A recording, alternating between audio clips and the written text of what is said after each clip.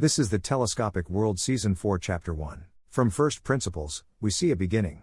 When all has been stripped away, our sinews and flesh laid bare. We are returned to archetypal children, newly born from the womb of life. Filled with the rage of retraction, the humiliation of nakedness, we are left collapsed within a corporeal form. And this is our beginnings. For we don't start spread out, with words and narratives extending beyond us in 9 bundles. We start out as a particle, not a wave. Then as we expand, into others, our counterpoint their tonal interface. We exchange parts of ourselves for them. We are rectified, we grow. But too easy it is to become stagnant in our mere expectation, the affectations that are our attire, mere facade, in the face of the nakedness that lay beneath. For from dust we begin. To dust we return. To start. It must always have a beginning. And in the beginning we were all born naked. Without affectation or ego. Without knowledge or acquisition.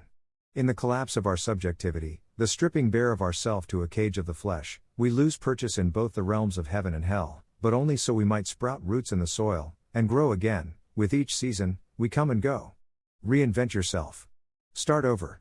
Be born again. In each moment. Not in the faith of God, but in the recognition that in chasing your own loss, you fall prey to the hatred which reveals isolation and the further stripping bare of your being to one.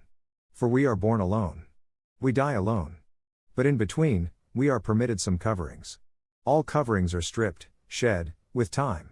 And in the moments that follow, we must grow new roots. Find new purchase. If we are to continue to reach our final destination. The first act is the rebirth in nakedness. The second is the scattered thought, which extends beyond the confines of your cavernous self, stolid and immovable, now, no longer attached to the projection of self into the future, giving oneself back to the world, in a state of abject holiness.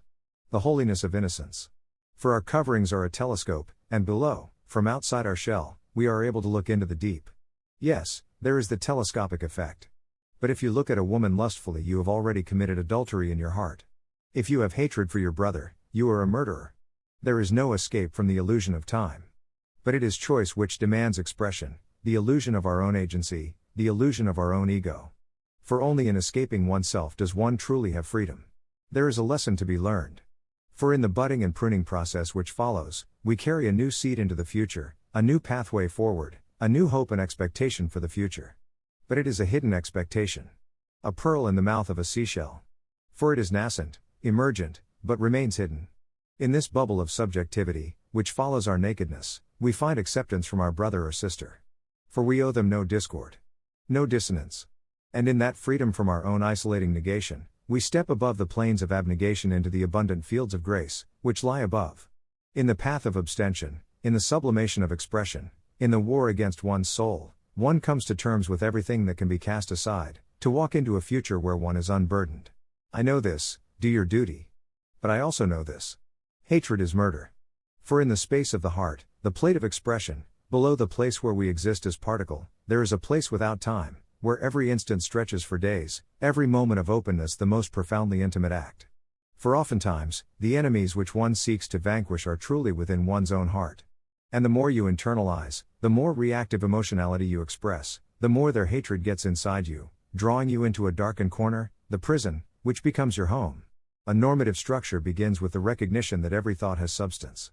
Every expectation of presumptuousness. And the wars that we fight with our hands are first fought in our hearts. So I return to first principles, to the revelation of a world beneath this one. And a reminder of the battles that I have lost. If you can see the beauty in everyday things, after wiping the sweat, grit, and grime off your face, then perhaps, just perhaps, you might see the sunlight at the end of the long dark tunnel which is this life. For negation leads to appropriation, appropriation leads to nakedness, but also weakness, the armor of 1,000 battles ripped clean from your chest, but power is perfected in weakness. That's the end of the podcast for today. If you enjoyed it, please like, comment and subscribe.